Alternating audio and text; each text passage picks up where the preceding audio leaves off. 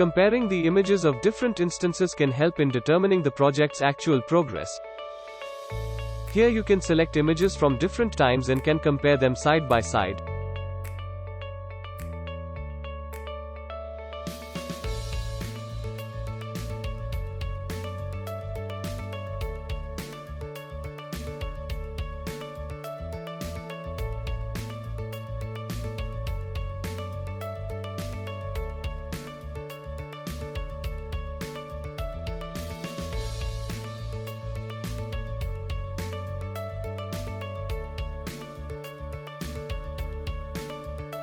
The image comparison tool helps the user compare two images either in slider view or in split view.